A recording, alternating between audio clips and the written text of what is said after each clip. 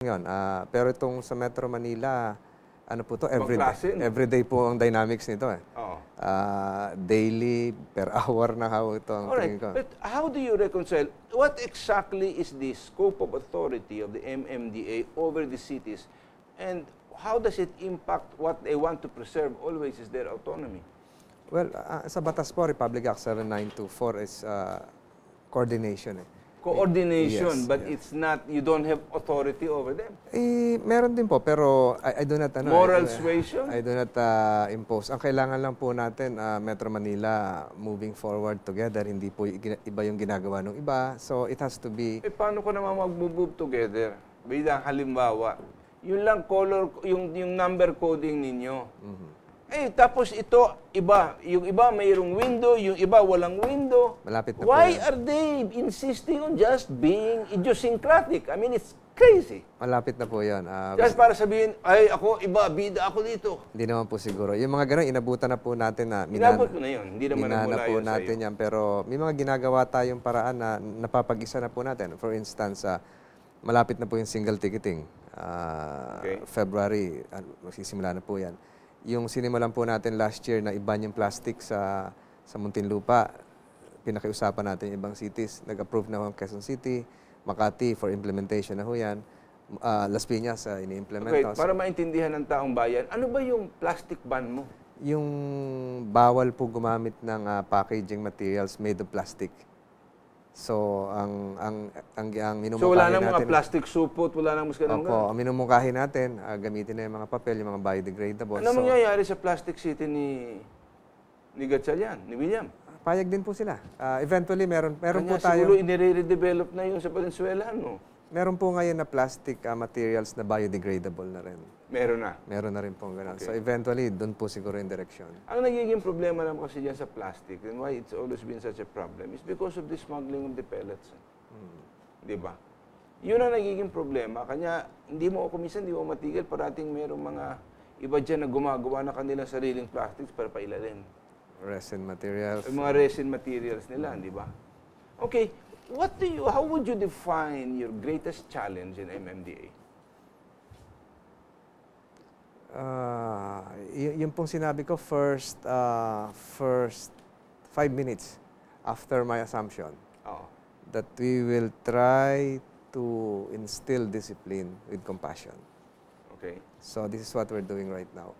Wala pa ho kayo nabalitaan na pinaggigiba ko ng mga sidewalk vendors, sinamsam yung mga gamit, but we want them to realize that they have to follow the rules, kailangan may permit.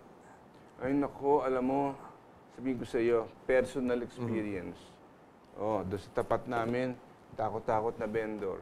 Dating nga MMDA, takbuhan. Hindi pa sila dumating, takbuhan na. Obviously, meron leakage, no? 2 days later, they're back. Babalik. Ang nagpo-protekta naman sa kanila, alam mo kung sino? The barangay officials themselves at nakikinabang sila. Marahil. It happens po. It happens. Oo. Pero ito dito ang nakikita ko, this has been going on for 1 taon at kalahati na, andun pa din. Balik-balik, alis, balik-balik. How do you, do you not feel that enforcement with compassion works against your own objective? Hindi naman po. Later on, we'll come to a point that we'll realize that Metropolitan Manila has to be an inclusive society. Hindi po natin pwedeng echipuera ito dahil vendor ka dito, informal settler ka rito. So, dapat dumating po sa punto na marirealize natin na magkakasama naman po lahat eh. And Metropolitan Manila has to be a role model for the entire country in terms of inclusiveness, yung binabanggit ko kanina. What do you mean by inclusiveness if what is being violated are your very ordinances? In other words, how do you balance that off?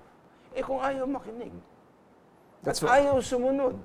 That's where we impose the rules sternly. Pero ibig ko pong sabihin, let the realization come not through the force and strictness of the law, but a societal realization na ito yung dapat gawin ng Quezon City. Kagaya po nun sa plastic. Hindi po natin nabigla naman yan last year eh.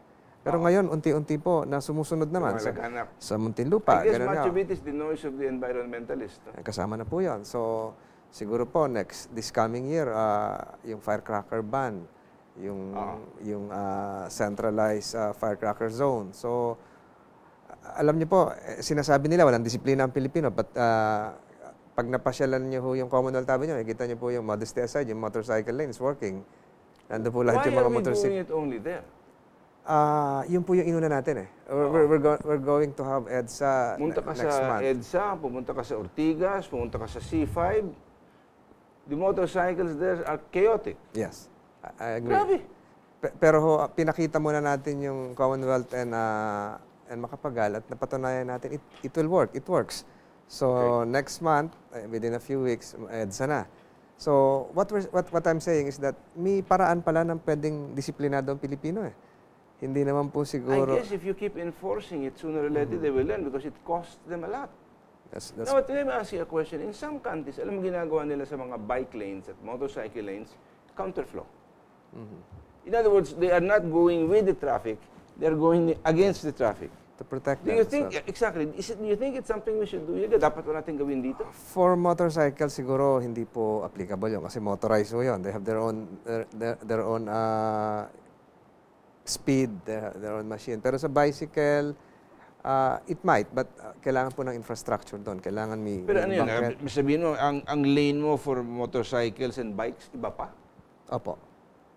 You will separate them. Opo. Kasi motorized po yung mas may power yung yung motorsiklo eh. As against the bicycle, more on physical endurance lang ito, mobility. Kung meron kang hiwalay na lane for motorcycle at saka bicycle, hindi ipit naman ngayon ang mga lane mo para sa mga sasakyan. No, ang ginawa po namin is kagaya po sa motorcycle, it's not an exclusive lane. It's just a designated lane. So pwede po yung private cars. Pwede silang makisabay. Pag hindi ginagamit o pag may espasyo. Unlike in other countries, yung motorcycle lane or bicycle lane, kalahati lang ng regular lane. Yung atin, yung parehong lane pa rin ng kotse. Somebody was once saying that the problem of traffic in the Philippines is a subtly, subconsciously cultural thing. It's our attitude towards empty space. So pag meron it's like pagka pumipila, bumibili ng ticket, hindi tayo, we don't know how to queue. Tingnan mo sa harap ng takilya, 5 mukha ang nandun katabi, di ba? So it's a question of attitude towards space. You go to basically some of the more modest housing we have in this country, take a look at how they keep order in their own homes. Lahat ng lugar may nakasaksak. And that is exported to the traffic situation and worsens the congestion, whether it's in the street or the takilya, wherever you go. So maybe the approach there should be somewhat more psychological in when you do your training. That kailangan magkaroon ng parang pagbabago sa pananaw doon. Might be correct. Na kung hindi mababago, para tayong binabat-bat natin ang ulo natin sa semento. Mas napakatagal bago magkaroon ng pagbabago sa asal ng tao. Pero sa akin tingin, talagang yun ang mahalaga. Kanya lang, for example, in your case, Metro Manila ka lang. Pumunta ka, makalabas ka ng Metro Manila, pambihira na nag-helmet. Tama po. Ito ang nakikita natin dito na many people in the local government, maybe you should spearhead your and pioneer your leadership among the other LGUs. Hey, sumunod na kayo. The traffic outside of Metro Manila is even more chaotic because of tricycles. Correct. And people who use motorcycles but don't Without wear helmets. helmets. Yes. Ako'y naaawat, nakikita ko kung minsan, nakabingit sa dalawang, siguro nanay at tatay, isang sanggol na 2 taon, walang helmet maski na ano, pati yung asawa sa likod, wala. Totoo po yan. Sabi ko, bakit naman ganun makipagsapara ng Pilipino sa kanilang pamilya? Kasi isang aksidente ron. Yes, Ang fatal. daming masusugatan na mamamatay. Hindi ba? Tama po kayo doon. And then I guess, some of you guys there must be knocking your heads, how do we resolve this kind of a problem? But ang masaklap, ito na,